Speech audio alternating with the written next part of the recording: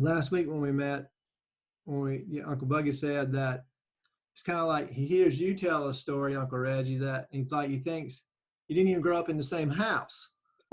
So two different perspectives is great. Yeah, It's the same thing. And when I proposed this, to Uncle Reggie, he said, yeah, he thought it'd be better if we all met together. It would be more rich. And I agree with that. So as long as you want to do this and, we got time, we can do it, keep right on doing it. But so what I thought, we just start right at the beginning and as close to it as possible with probably the story that, I've heard for years is playing baseball in the cow pasture. So anything you want to say about that comes to mind, just go ahead. Well, you were talking about when we were playing ball in the pasture and that plane just stopped all of a sudden and just took a dive. Reggie, you remember that, do you? When we lived at Cash Corner? I certainly do. That's in Cash Corner. I can see it now. And we saw the guy drop out of the plane, right? The parachute. And he landed in the water someplace around, and he was fine. So it's a military and then we plane? ended up getting this parachute so Mom could make shirts for us. Do what, Reg? We ended up getting his nylon parachute so that Mom could make shirts for us. Not quite, but anyway, I always associate those shirts that were made by Mom. They were usually pink or an orange color, and those were the shirts that Mom made for us to wear to school. Not in the field, but those were our dress shirts because I don't know how they learned how to get those parachutes, the material from the parachutes, but Mom was able to do it probably with one of our uncles. But anyway. I don't remember that part of it. Huh? I don't remember that part of it, the parachute part. Yeah, well, the shirts that we had were definitely made from parachutes that, but I don't know how we got them.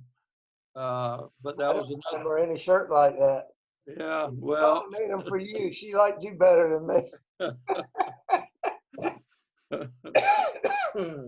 Yeah, that's probably true. Yeah. Yeah, I remember wearing them because I thought they were a little bit sissy. But we didn't have a choice at that time to be worried about such things.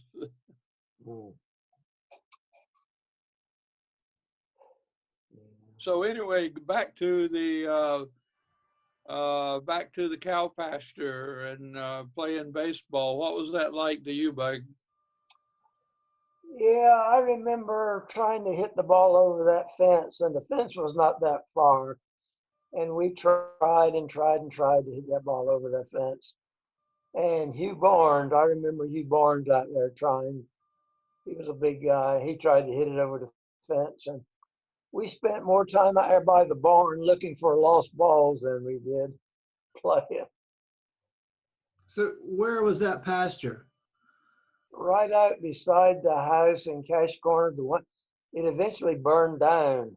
It had that little veranda at the top where you could walk out upstairs and walk out on like a porch veranda, I guess you call it. And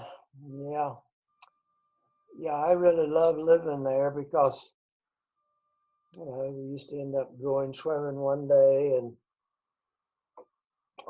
playing baseball. We'd go swimming and play baseball every day. That was after potato season was over. We picked up potatoes to get money for our school clothes, and we got $7 a bag. You had to put 2 baskets of potatoes in a bag, and the 3 of us usually get enough to make $7 a day, and we thought it was pretty good. You remember that, Reg?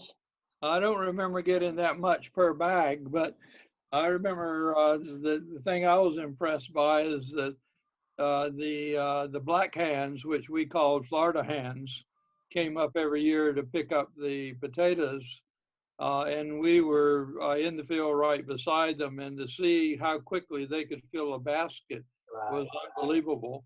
It Right. was like there was a LeBron out there Right. picking up. They could pick up with their hands almost a half a basket in one scoop, and they were pretty amazing. So I remember that, and um, Well, we had the three of us had to work as hard as we could to do what one of them could do easily. So I remember about $7 a day for the three of us, and I remember there was a big stream of water. I don't. We called it something, and it smelled like rotten eggs. It was almost impossible to drink. And there was I don't know where somebody had drilled in the field there. What the situation? You know what I'm talking about? yeah, that was in all of the farm fields. There was a well that was dug, and all the wells Artesian, we were called it. filled. Artesian. All the wells were filled with sulfur water. Yeah. Yeah, so that was standard. Well, we call them artesian up here. I don't know. They refer to something else, some company as artesian, but I Yeah, don't that's know what what they're talking it about. was called. It was called artesian water there too. Yeah. So how did you get the water with the pump?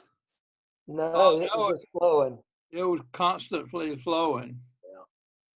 Yeah. No one was concerned about water conservation, and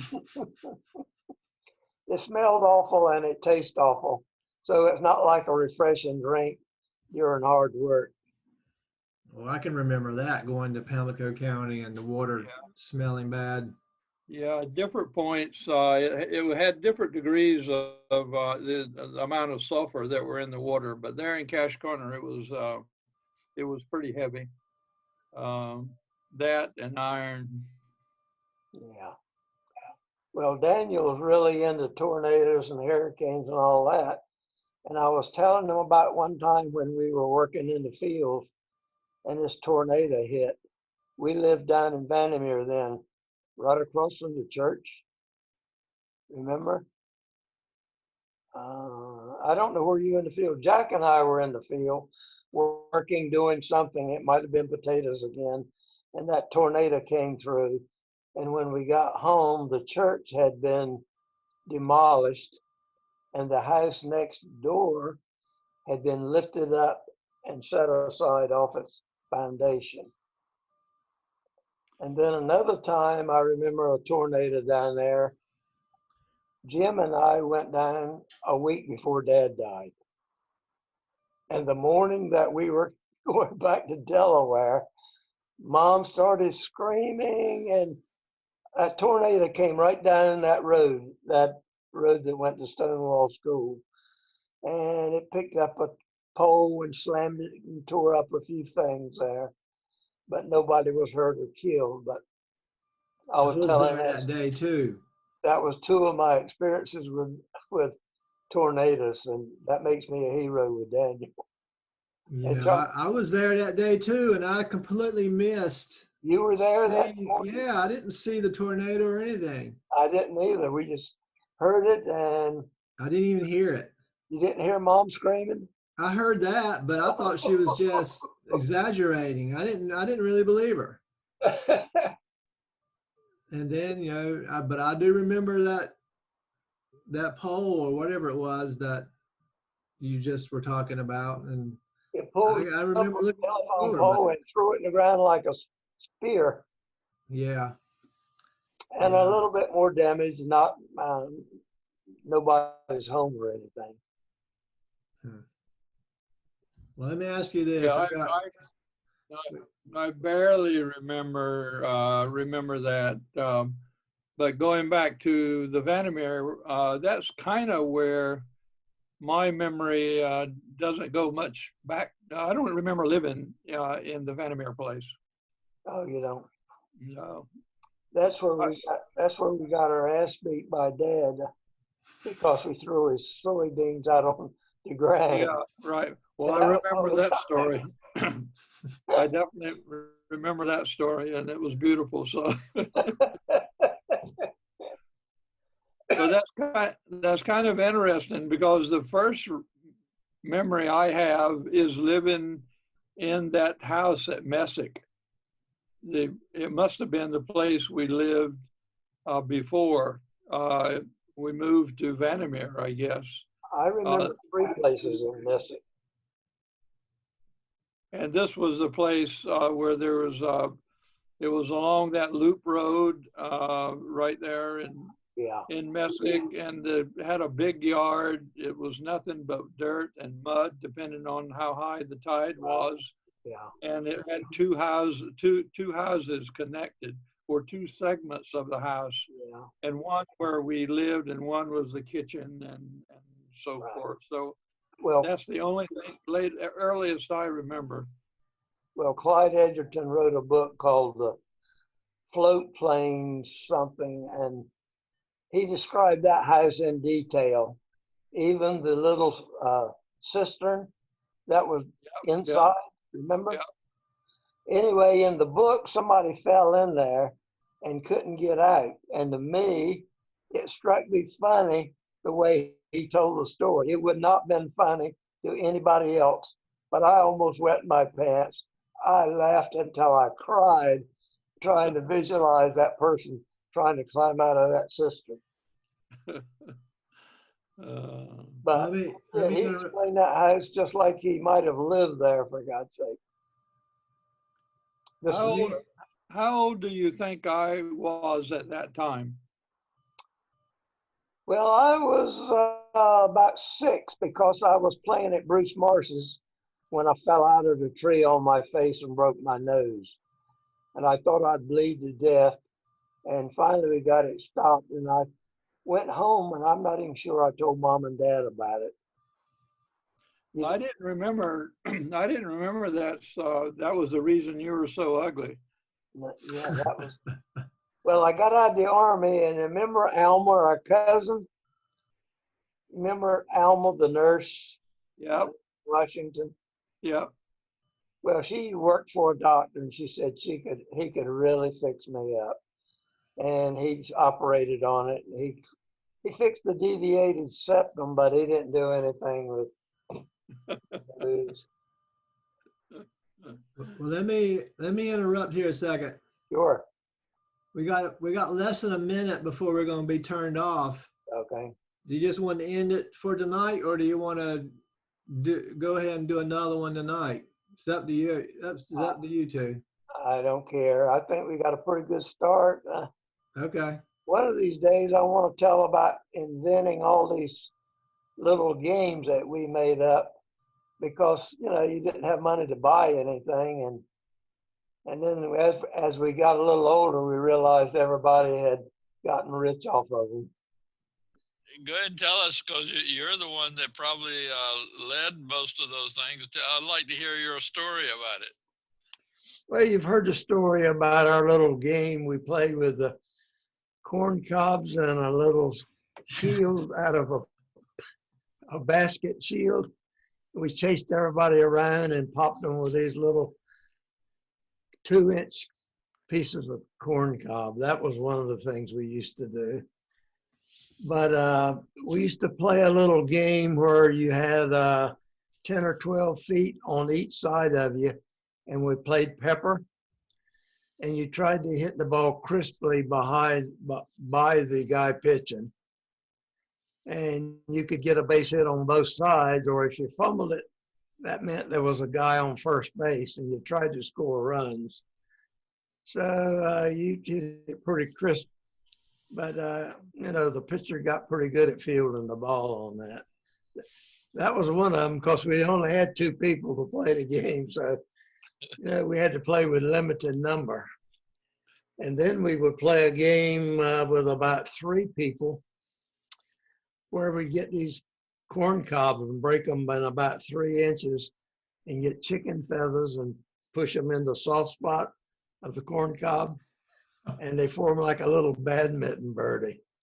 And then you batted with a little board or something, and you could knock the crap out of them. But the thing of it is, you could chase them down because the birdie kept them in the air. And we played, you know, maybe one outfield, a pitcher and a batter, and then rotated. That was just some of them I remember. And we used to play 2-on-2 football and like tag football. But we did play some tackle too in some dangerous situations. You talk about football, playing tackle football in dangerous situations. I had a friend that had a vacant lot next to his house, and he went out there and he made a football field, had the lines, the boundaries, and all that. He also put these metal rods up every 10 yards. Oh my God. And we were out there playing one time, and somebody got tackled and fell down right beside one of those rods. And even though I was like in 7th grade, I realized that was a mistake. Mm-hmm. Because if that person had fell right on that rod, it had gone right through them. Oh my God. Well, we did play baseball in the front yard, and we had one guy out there close to that barbed wire fence catching them, and one pitcher and a batter. And one day, I can't remember the guy's name, he went running for the ball and ran into that barbed wire, and it cut him a gash across his chest. I don't think he did that anymore. Remember that, Reg? Were you there? I kind of remember that was the Cash Corner front yard, or in the No, this was Trent. in Trent. Yeah. Yeah. Who was it? Was that Ernie Eubanks? No, Yeah. no, it was not. I don't remember the name now. Yeah, actually, yeah. Yeah, I think it was a younger guy, wasn't it? And a sort of a big guy. Yeah. No, I don't remember now. But anyway, the other game I remember well and enjoyed was hitting the bottle caps. Oh yeah. At Jimmy's pool room. Yeah. Yeah, that was a good game. We spent a lot of time doing that. Huh. Hitting them with what? We had a broom handle, and we would get the bottle caps from Jimmy's pool room. And he had a little store there in the pool room, and we would get the caps, and we'd throw them. You could make them spin either way, and then hit them, and you hit them a certain distance, you hit it, they were a home run. Good gosh, you had to have a good eye to hit one of those, didn't you? I guess. And we used to play with a tennis ball in front of Dickie Hudson's mansion. I always thought it of because it's such a nice home. And we would play in the front yard, and people would throw it as hard as you could, and you had I don't know what we used as a bat. I don't remember. Do you, Reg? If you hit it in the river, it was a home run. But I remember just throwing that tennis ball as hard as I could. And at the end of the season, I had thrown my arm completely out. I couldn't throw a ball 50 feet. I mean, my arm was completely dead for a long period of time. Where did they live? Hudson. They lived in Vandermeer, right down on the water where we used to go swimming slightly there. There was something called a hotel. Right, Reggie?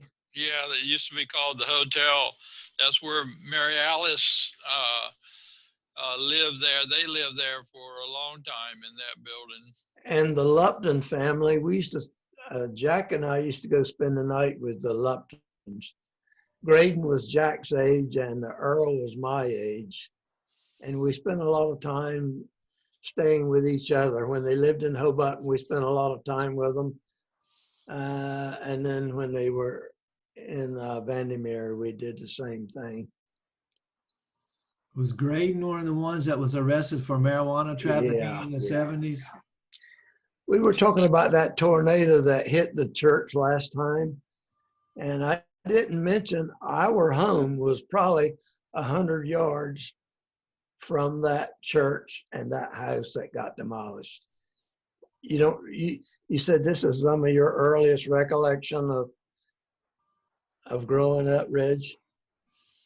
That was which church? I don't know. It was I think it was a black church.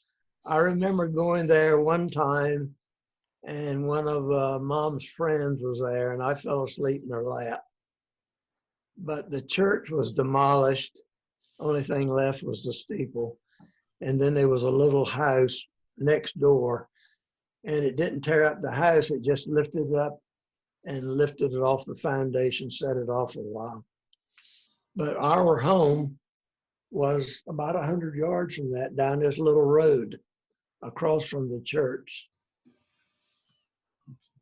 You don't remember that? That's the loop road that there in Cash Corner? No, it's not a No. loop road. That was when we lived in Vandermeer. Oh, okay. We Well, lived out just out of Vandermeer in that little farm. yeah. I'm not sure who Dad worked with there. Yeah, I don't remember anything about that. I think I remember the house that we may have lived in. It was right there on the main highway, right? In Cash Corner? In Vandermeer? In Vandermeer. Well, it was setting off the road about 50 yards or so. Yeah. Yeah, and there was a church nearby. Okay, I remember that church. Yeah. Yeah. Yeah. So where was Jimmy's pool hall? That was in Cash Corner right down about a quarter of a mile from the Holden's store. Remember that big brick building with Holden's store? And he had a little place right down there on the left. And right across from it was where Frankie Barnes and all the Barnes lived. And there was some little black kid we grew up playing baseball with. He was pretty good. I don't remember his name. Do you, Reg? No, I don't remember him. Mm-mm. No. Yeah, one night I stayed in the community college there during a hurricane. And I was talking with this one guy. And after we talked a while, we realized we had grown up together. And right now, I can't remember his name. I woke up the other day and his name hit me just like, I hadn't thought of it in years. And all of a sudden, his name came right out of the blue. Mm. If I mentioned it, you would probably remember. Because I remember him saying that night, yeah, we were a poor white class. That's what he said that night. In Delaware? You talked to him in Delaware? Now, this kid lived in Cash Corner, somewhere around Cash Corner. But when did you talk to him during the hurricane? I don't know which hurricane it was, but yeah, I was there, and I'm not sure what the circumstances were that I stayed at the college. In Pamlico County? Yeah. Yeah, I'm keep waiting for that guy's name to pop back in my head.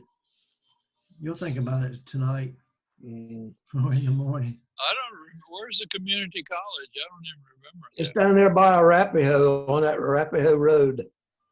Yeah. Oh, yeah. Oh, okay. All right. Yeah. And I remember when I was going back toward Vandermeer, who I was going to see, I stopped by Earl Upton's, and a whole lot of his roof had blown off. And they were looking at that then. So there's a lot of trees and stuff, but not major damage, no deaths or anything. So what year are you talking about? God's sakes. Tell me in the 70s or the No. 90s or back when you were, Mm, I mean, you were grown and married and had children, right? yeah, but Anna had died. Okay, so you're talking That about. was well after that, yeah. Hmm. Mm. So that's after one of your visits back down home? Yeah. Uh-huh. And one of my visits with the tornado, Charles Jr. remembered it. He was staying with Mom, and that was the week before Dad died. Jim and I had come down to see him one last time. I didn't remember it was before. I didn't really remember. I knew it was during that time, but I didn't remember it was before. Yeah, 1983, and I remember all sitting there watching the NCAA basketball championship, where NC State pulled out the miracle. Remember, upset Houston. Yeah. I was there. I think Reggie was there. Yeah. Well, yeah, we were all there. This Yeah, was after he died. that was right after he died. Yeah. Yeah, Yeah. yeah. Well, I So- was living in California then. I was in California then. Yeah. Definitely. Okay. But you know, let's see, when I was trying to get home, it had that snowstorm, Yeah. and God, we were pushing the car from as much as we could, trying to get through the snow, and it was something. Yeah, I woke up the day after Dad died, and we'd had a big snowstorm, and I was not really sure that we were going to be able to get home, but it worked out. Mhm. And that was a week before Easter. I remember going to church with Mom right after Dad died, a week after. And so this big snowstorm was right around Easter time. Yeah, it snowed. It snowed Thursday night, which is the night he died. Yeah. And by Friday afternoon, it was all gone, Hmm. which is typical here. But Well, Reg, you came in from Rocky Mount. You're Is right. that where you got a car? Yeah, we had we got a car there. I think it was Rocky Mountain. Anyway, we're coming from that direction, but we got even on the way over, something happened to our flight, and we had to go to Detroit, and then we went somewhere else, and then we finally got. I don't even know where we ended up. The closest we got Did you fly into Raleigh or fly into Rocky Mount? I don't remember. We didn't fly into Rocky Mount. I think we may have just flown into DC. I don't know where we flew into. But, that's what I recall. I recall you having to drive from DC. yeah. Okay. But now that's, I may not be off, but Yeah. that's how I always remembered it. But I don't think we got into the snow so much until we got in North Carolina. Yeah. Yeah, that was something trying to get flights. So it was a race. Mhm. So Well, I'm sure you recognize these lamps over there over my right shoulder. Or did we have electricity when you were? Yeah, I see that. Yeah, lantern. Yeah.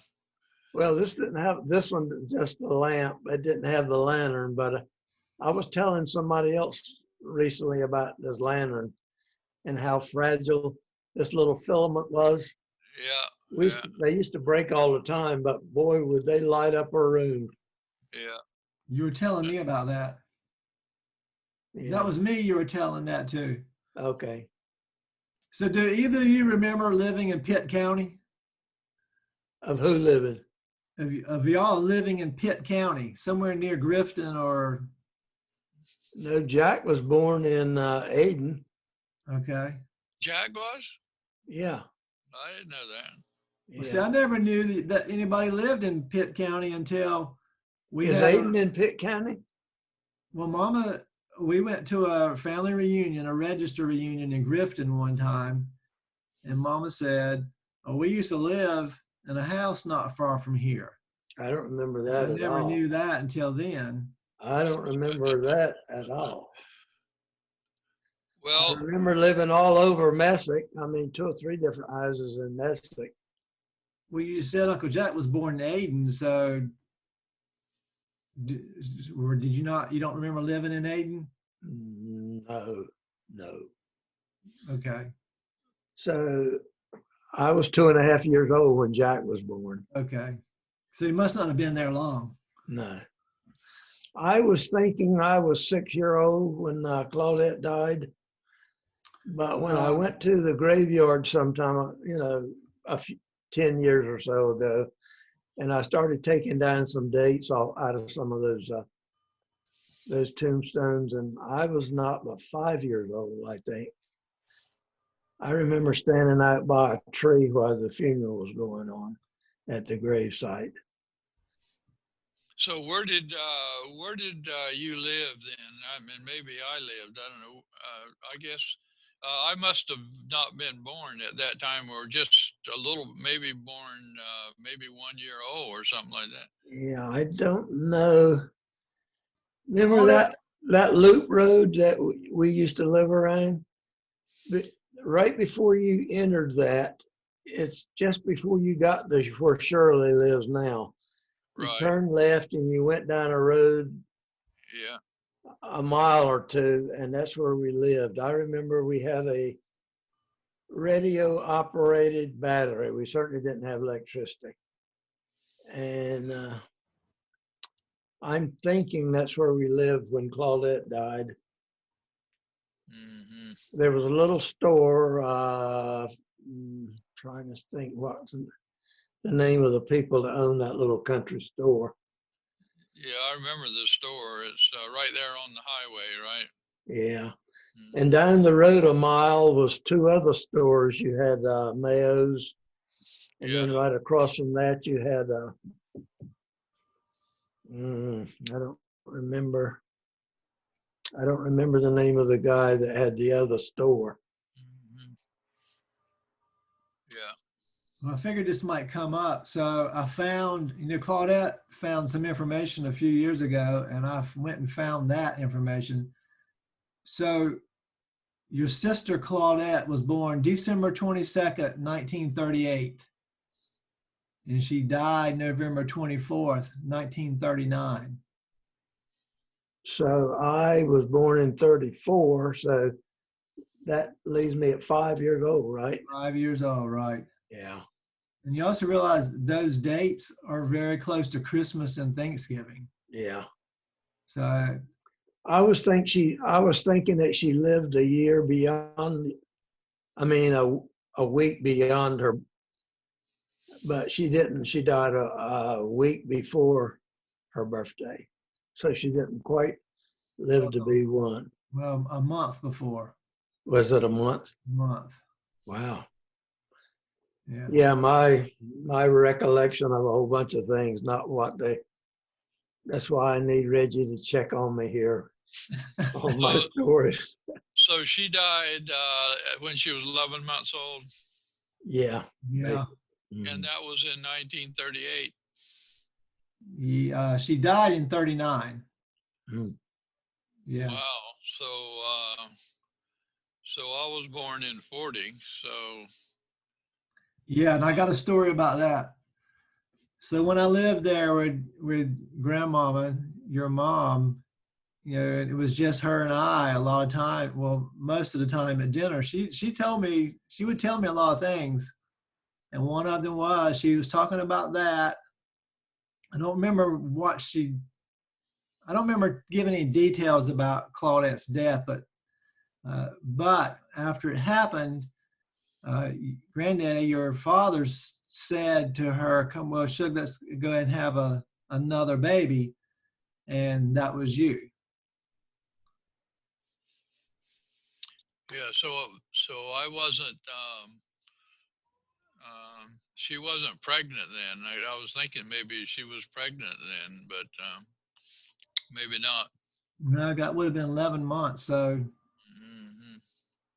it didn't take but 2 more months. Yeah. Yeah, I think Mom mentioned something to my kids about Claudette. I don't remember either one of them ever mentioning the name growing up. I don't think they ever talked about it, period. Oh, I can't imagine how difficult Christmas and Thanksgiving both would have been Yeah. Yeah. for them. But I never knew. I never knew until recently, even when she was born or died. Well, Claudette sent me a website one time that had all the tombstone deaths, the people that had died and is buried in that cemetery at the church in Messick. Yeah, and that's what I'm looking And at. so you could go on there and most of them it had when they were born and died and who they were. I remember that when I went back there years ago, I didn't recognize a lot of those dowdy names. I had to ask somebody, who in the heck were those people?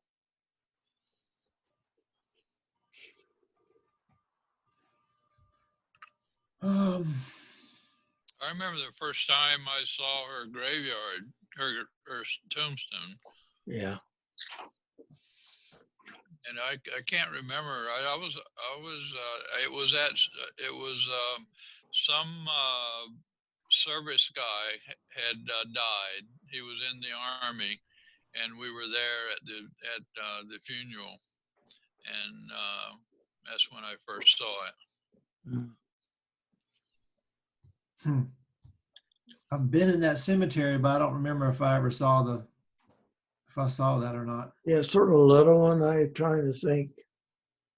Little one has a little dove on top. Yeah, yeah, Hmm. yeah. Well, I remember when Pamlico County didn't have any paved roads, and we lived in Cash Corner, and we had a guy living with us called Pee Wee. You remember that, Reg? I remember Pee Wee very well. Yeah, and the Japanese during the war had slit his tongue, and so you remember that, Charles? Yeah, yeah. And eventually moved on to another job and got killed. You know that? No, I didn't. Yeah. Didn't remember that. Yeah. Well, of course, there's no hotels and bed and breakfasts, so these workers had to live with whoever would take them in, and so Pee Wee lived with us. And another thing you probably don't remember about that house right down there in Cash Corner, the big one that had the veranda up at the top. Remember? Yeah. No? Yeah, the porch up on top. Yeah. Yeah. Yeah. That's when Mary Alice and family lived. Mary Alice and the whole family lived there, right? But anyway, we were right there on all those corners, and there was accidents all the time. It was so traumatic, and people got killed there. And I remember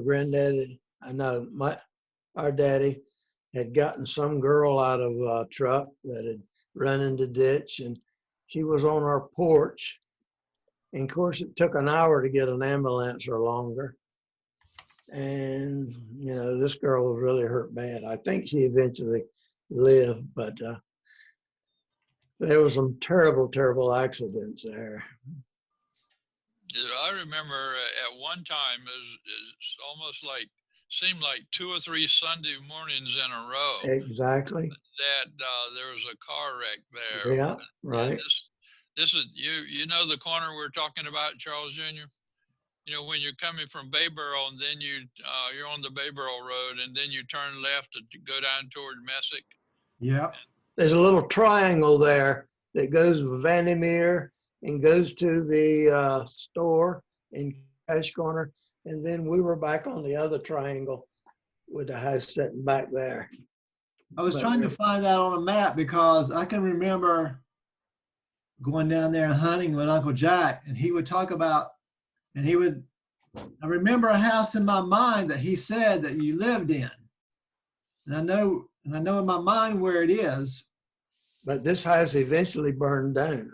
Right. Well, would that have burned down before I could have seen it? I don't know. That's where we used to play out in the cow pasture. That's where we were when the plane went down. See, and in all the years I've heard that story about playing baseball in the pasture, I always envisioned it at the pasture up at Merritt.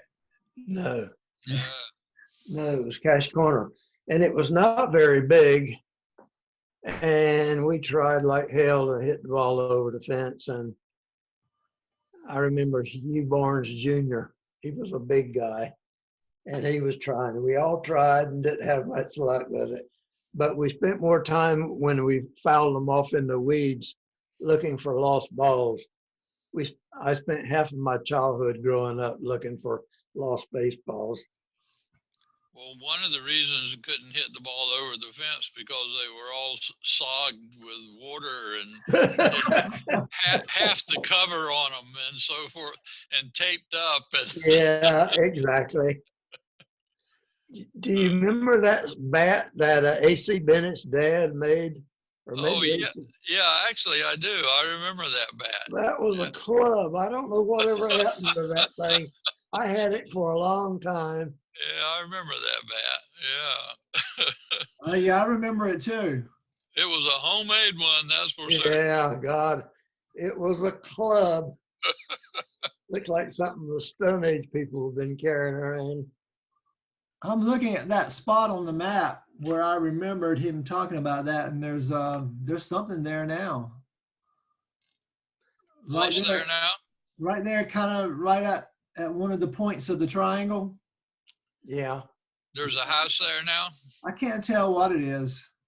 Well, the McCotter house was right across from that on that road going toward Messick. It was right off on that corner, right off. Be on the inside curve there, on the inside of the curve where you turn left. Oh, wait a minute. You coming from Bayboro? Wait a minute. Yeah, coming from Bayboro, and you get to that intersection, turn left to go down to Messick, and then the first thing you see the brick grocery store that was right there, and that's where the little post office was there, I think. Yeah, I don't know. I can't tell. My directions are off here. Well, Reggie, were you with us the time that I think it was Brian Harris run out in front of that car and got hit by a car when we were out there playing? Yeah, I remember that. Yeah, we used to go about mail time. We'd go hang around the store, and we played and chased each other. And I think it was Brian Harris run out and got hit by a car. We thought he was dead. Took him in the store and laid him on the counter, and it was traumatic for all of us. But I think he got away with a broken bone or so, maybe in his legs. Yeah, I don't remember how much it was. I remember the accident, but I don't remember any details. Well, Jerry Harris, one of the brothers, moved up to Delaware and taught here for a number of years, and I think he has died. But he had a son that dated Maria, and they had no idea about North Carolina. And they were talking one time, he was going back down, and they found out that, hell, we grew up 100 yards from each other in Cash Corner. Yeah, they were just around that curve going to Vandermeer. And they was, I don't know how many Harris boys they were. I think there was a Harris girl too. And I don't remember the girl. There were 3 boys, right? Or 2 or 3 boys. Yeah. So you go to Bayboro, and you go from Bayboro and you turn left at the triangle and go to Messick. Yeah. And you were inside the curve, so on the left side of the curve or the outside? We were right on the right on the road that went and curved around to go to Vandermeer. Okay, so there was a little loop road there too. What he may have been saying was that you lived there in that area, but I always saw that one house sitting there. Yeah. It could be what it is, because there's no other houses there now. The McCotter house is not there. That was a pretty nice house. He owned the farm. Is it not there now? There's a house there, but I can't tell. Well, there's a building there, but I can't tell if it's a house. It doesn't look like a house. All I can see is aerial view. Yeah. I think Pat, Yeah, no, the house is still there. Well, It's a really nice house. I mean, yeah, Pat McCotter eventually took over the farm.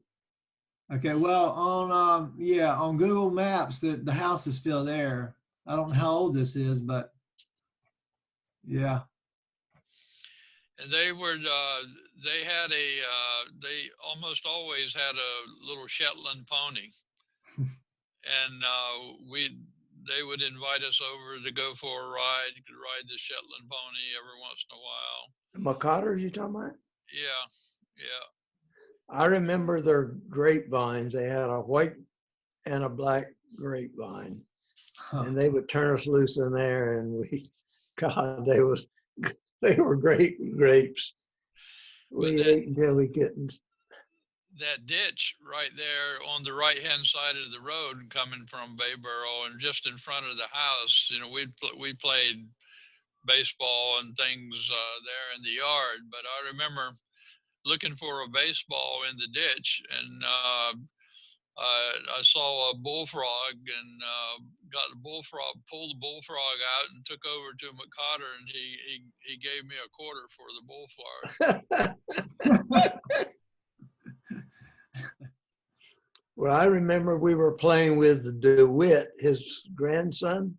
Yeah, yeah. And I don't know, we were playing cowboys and all, and I guess the old man thought we were going to hang his son. You remember that? I don't know. I remember he was something else. Yeah, he called Dad over. Dad worked on the farm there, and he had to tell Dad that we were about to hang his son. We probably were. I don't think I've ever heard the word DeWitt since as a first name. Yeah, it'd be interesting to know what happened to him. Yeah. He was kind of a spoiled brat, but Oh my God. Yeah. The only real farm story I have is there at Merritt in the barn. They used to have hay. I remember one year hay was stacked up in the barn. Yeah. yeah. And I don't know how we ever figured this out, but there'd be little cracks between the bales, and we'd go in through those cracks and work our way and be in the middle of the stack. And there'd be for some reason, there'd be a little area in there big enough for 3 or 4 of us cousins to be in there within all those hay bales.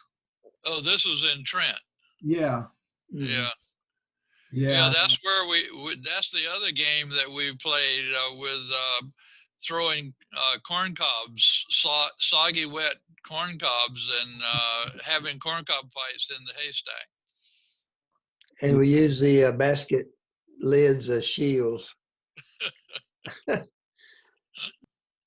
Yeah, I remember some pretty hard hits with those wet corn cobs. Yeah, they would leave a mark on you, that's for sure. Make a Christian out of you.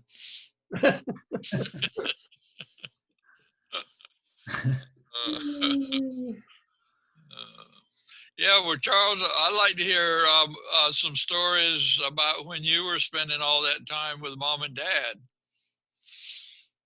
Yeah, I could come up with a few. Yeah, I'm sure she shared stuff with you that she never shared with us. At least, she shared with my kids things that, for instance, about Claudette, she never mentioned with me. Oh yeah, she shared a few things you wouldn't want your grandmother to share with you. Well, she shared a story she told a little story about, after Granddaddy had his prostate surgery.